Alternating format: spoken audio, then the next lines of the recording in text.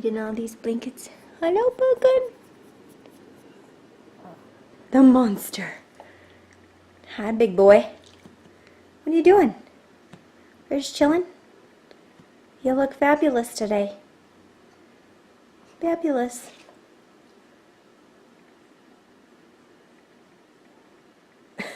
You're so cute.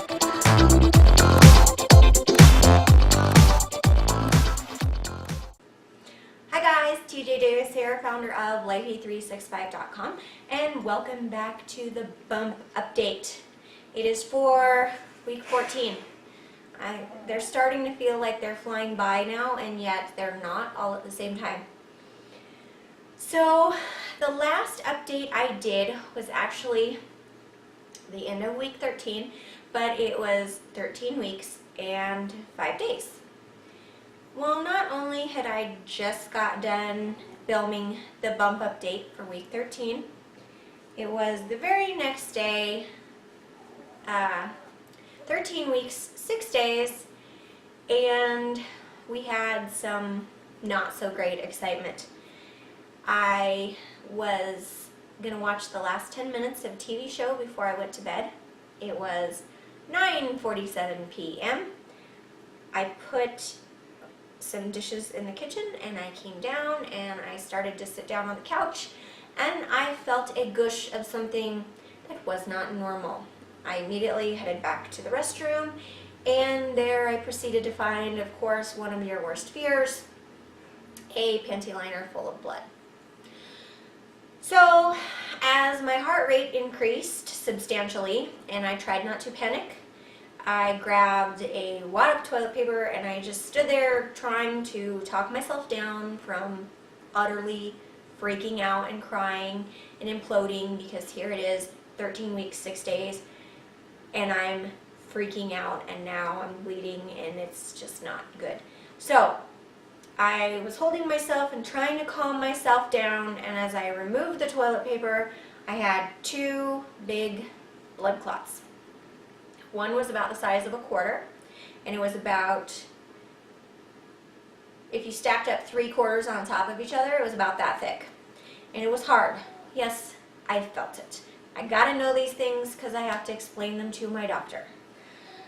The books say to save it, to put it in a jar so that your doctor can do pathology on it. I actually debated on that, and I thought, no, I'm just gonna examine it and I'm gonna give them the best direction, the best description of these blood clots as I can, and that's where I'm going to end it. So the second blood clot was about the size of a dime, but it was kind of disintegrating, breaking apart into pieces, if that makes any sense. It wasn't like a solid form like the larger one was. So I cleaned myself up and immediately went downstairs and got the Doppler and listened to baby's heartbeat, and baby was fine, totally normal heartbeat. So I came back upstairs and did a whole lot of praying, and of course got on the internet, why am I bleeding at 14 weeks, and all of these things. Of course the internet can come up with all kinds of scary things. Next morning I called my doctor. They got me in, late that evening.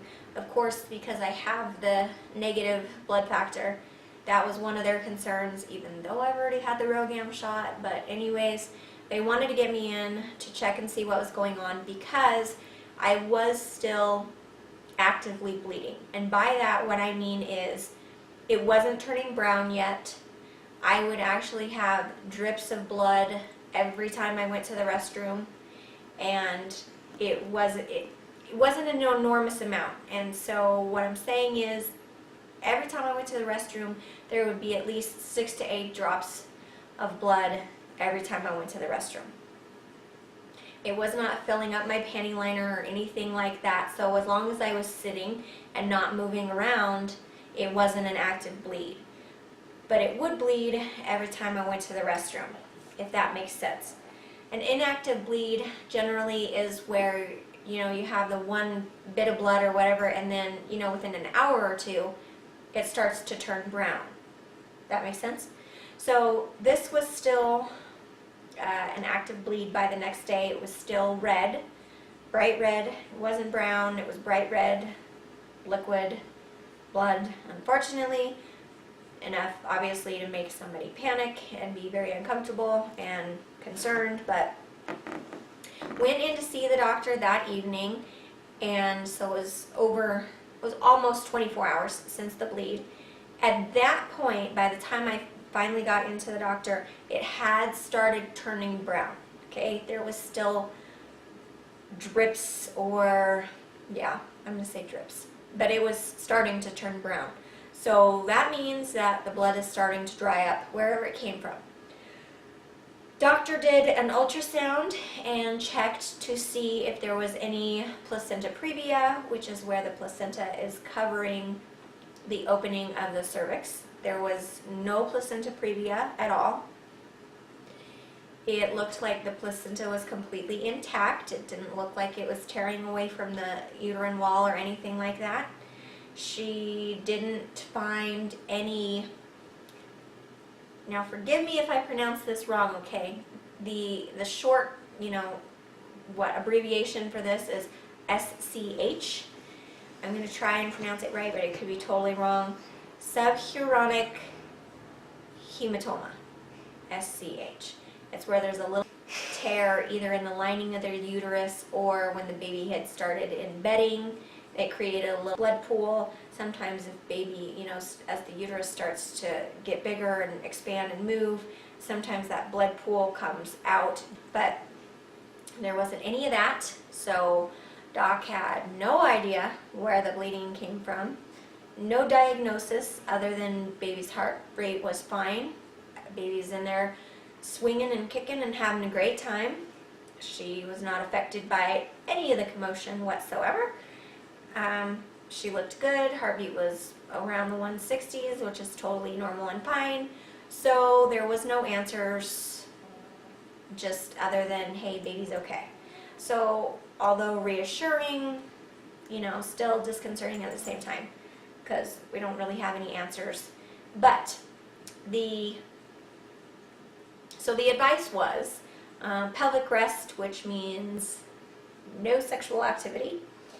No lifting unless it's something I absolutely have to lift, and if it is, it can only be 10 pounds or less. Anything over that is a not absolute have to.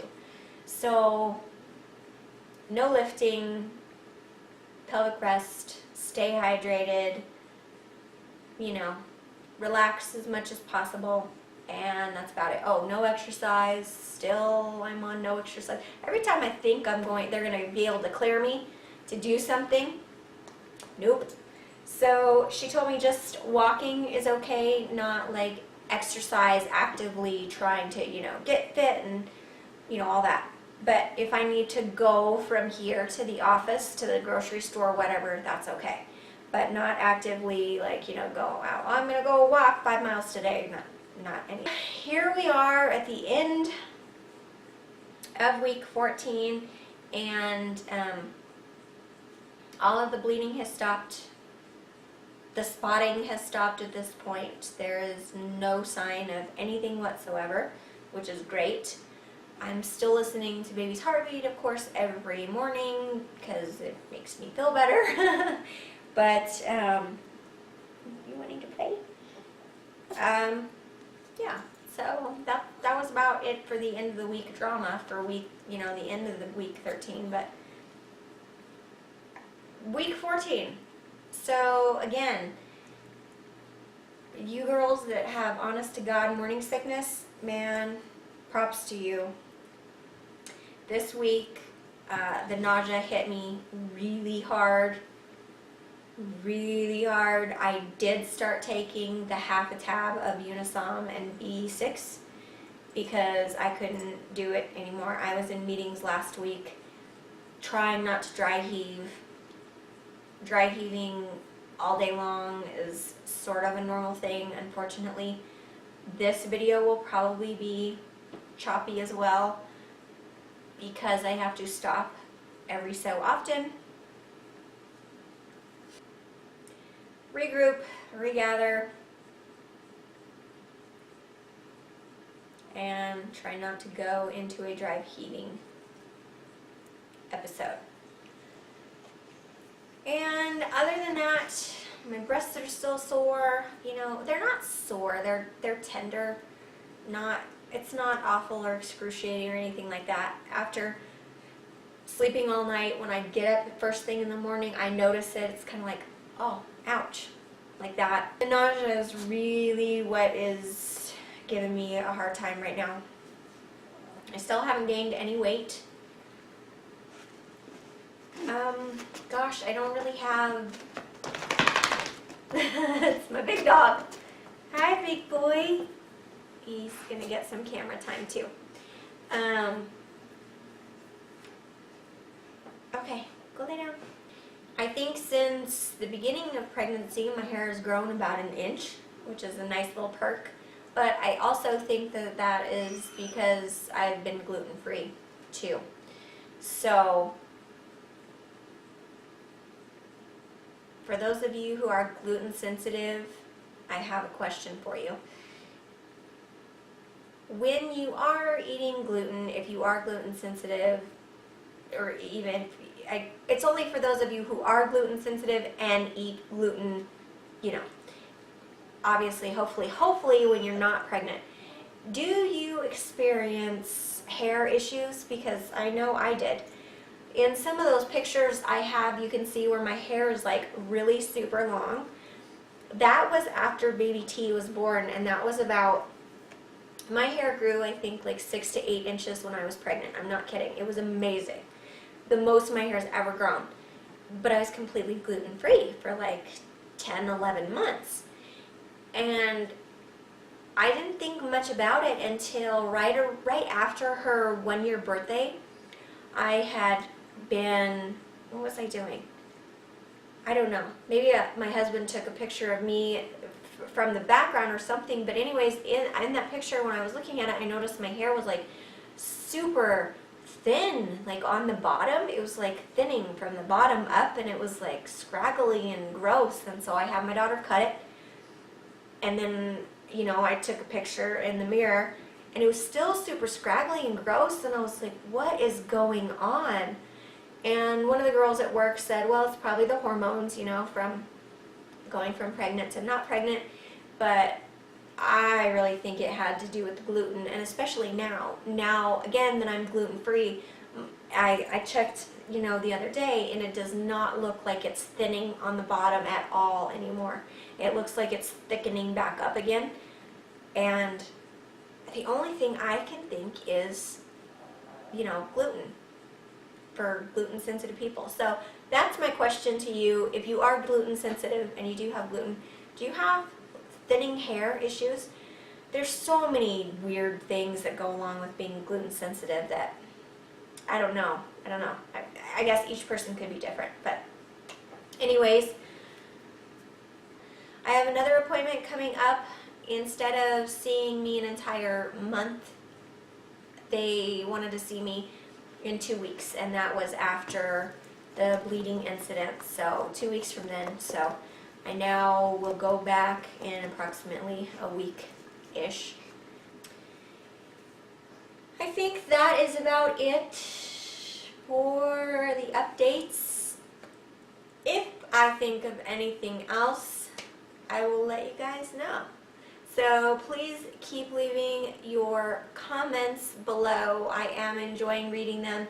Again, I apologize, I cannot respond to every single one of them.